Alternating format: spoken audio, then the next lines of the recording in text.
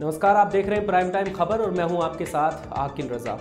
कासगंज हिंसा को हुए सप्ताह भर से ज्यादा का समय बीत चुका है और इस हिंसा को लेकर कई तरह के बयान सामने आ चुके हैं। पुलिस हिंसा के आरोपियों की घेर पकड़ में लगी है और हत्या के मुख्य आरोपी समेत काफी हद तक आरोपियों को हिरासत में भी ले लिया गया है। इस गर्म माहौल और आपसी तनाव के बीच कई नेताओं के विवादित बयान भी आ चुके हैं, जिसकी शुरुआत बीजेपी के सांसद राजवीर सिंह ने घटनास्थल पर पहुंचकर की थी और बदले की चिंगारी लोगों में फूंकी थी। इस पूरी घटना में कई सारी चीजें निकलकर सामने आई थी।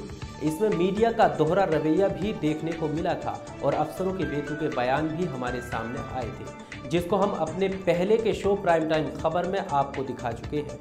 आज फिर हम अपने इस शो में वो हकीकत दिखाएंगे जिसको मेनस्ट्रीम मीडिया दिखाने से परहेज कर दिया है। आपको याद होगा कि कासगंज हिंसा को लेकर बरेली के डीएम विक्रम सिंह ने अपनी फेसबुक से एक पोस्ट डाली थी, जिसमें उन्होंने हिंसा फैलाने को लेकर लिखा था और कावड़ यात्रा का हवाला भी दिया था। लेकिन कुछ देर के बाद उनकी इस पोस्ट पर डिप्टी सीएम केशव प्रसाद मौर्य ने संज्ञान लेने की बात कही थी और सरकार के दबाव में आकर उन्होंने अपनी पोस्ट को डिलीट कर दिया था। इसके अलावा इस पर उन्हें सार्वजनिक रूप से सफाई देनी भी पड़ी थी। लेकिन अब एक और अधिकारी का फेसबुक पोस्ट सबके सामने आया है। उत्तर प्रदेश की महिला अफसर ने साफ तौर पर लिखा है कि चंदन को किसी और ने नहीं मारा है, बल्कि केसरी सफेद हरे रंग की आड़ में खुद भगवा ने मारा है। सहारनपुर में डिप्टी डायरेक्टर सांख्यिकी रश्मि वरुण ने कासगंज हिंसा को लेकर फेसबुक पर लिखा है कि ये थी कासगंज की तिरंगा रैली। ये कोई नई बात नहीं है। इससे पहले भी डॉक्टर अंबेडकर जयंती पर सहारनपुर के सड़क दूधली में भी ऐसी ही रैली निकाली गई थी। उसमें से अंबेडकर गायब हो गए थे या कहिए कि भगवा रंग में विलीन हो गए थे। कासगंज में भी यही हुआ। तिरंगा गायब और भगवा शीर्ष पर। जो लड़का मारा गया उसे किसी दूसरे तीसरे समुदाय ने नहीं मारा, उसे केसरी सफेद और हरे रंग की आड़ लेकर भगवा ने खुद मारा। उन्होंने मीडिया को घेरते हुए लिखा कि जो नहीं बताया जा रहा है वो ये है कि अब्दुल हमीद की मूर्ति पर तिरंगा फहराने की बजाय रैली में चलने की जबरदस्ती की गई। केसरिया सफेद हरे और भगवा रंग पे लाल रंग भारी पड़ गया। इतना ही नहीं, फेसबुक पोस्ट पर डिप्टी डायरेक्टर ने बरेली के डीएम आर विक्रम सिंह का समर्थन भी किया। उन्होंने बरेली डीएम आर विक्रम सिंह के अपना स्पष्टीकरण देते हुए फेसबुक पर की गई टिप्पणी को शेयर करते हुए रश्मि ने लिखा है कि देखिए, सही बात का किस तरह अपना स्पष्टीकरण देना पड़ता है। सही इंसान को भी माफ़ी मांगनी पड़ती है। डीएम विक्रम सिंह के बयान को महिला अफसर ने सही ठहराया है। कासगंज दंगे को लेकर डिप्टी डायरेक्टर ने कई सारी पोस्ट डाली हैं। उसी में से एक पोस्ट में उन्होंने कुछ कमेंट्स का फोटो डाल रखा है, जिसमें मौके पर मौजूद होने का दावा कर रहे एक युवक जसवंत ने हिंदू संगठनों पर ही आरोप लगाए हैं। इसी को लेकर डिप्टी डायरेक्टर ने लिखा है कि यही सच है, ना पाकिस्तान जिंदाबाद के नारे लगे, ना तथाकथित तिरंगा यात्रा को रोका गया। ये सब व्हाट्सएप यूनिवर्सिटी का खेल था।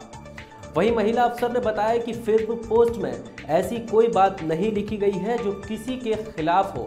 हमारे कहने का सिर्फ इतना आशय है कि गणतंत्र दिवस मनाने का सभी को अधिकार है। इसमें पहले या बाद में मनाने का कोई मतलब नहीं होना चाहिए। वहीं कासगंज हिंसा पर रिटायर्ड आईजी दारापुरी का भी एक वीडियो वायरल हो रहा है, जिसमें वो घटना स्थल पर ये बताते हुए नजर आ रहे हैं कि जिस तरीके से चंदन गुप्ता को गोली लगी है और जो आरोप सलीम पर लगे हैं कि उसने अपनी बालकनी से गोली चलाई है, मृतक के घाव को देखते हुए बेहद संदेहजनक है। यहाँ पर जो निशान है गोली का बाँ के ऊपर जो है, वो ये दर्शा रहा कि वो गोली बिल्कुल सामने से लगी है। मतलब वो कोई ऊपर से गोली नहीं आई। अगर ऊपर से गोली आती वो तिरछी लगती, और तिरछी लगने के बाद आगे जहाँ भी शरीर में जाना तो जाती।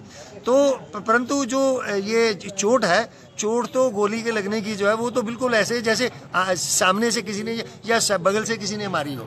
तो ये जो है ये सारी बात को बड़ा मतलब संदेहजनक बता देता है।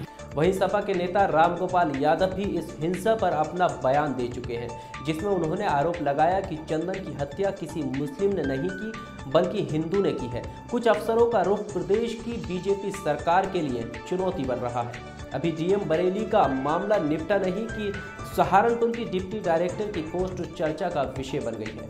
लेकिन सवाल इस बात का है कि कहीं अफसरों की आवाज़ को दबाया तो नहीं जा रहा है। फिलहाल इन सबके बीच पूरे केस की जांच बैठा दी गई है। इस मामले से जुड़े कई सारी वीडियो जांच एजेंसियों तक पहुंच चुकी हैं और केस की जांच की जा रही है और हम उम्मीद करते हैं कि पूरे मामले की निष्पक्षता से जांच हो और चंदन गुप्ता के हत्यारे समेत इस पूरी हिंसा में जो भी दोषी है उन पर सख्त कार्रवाई की जाए।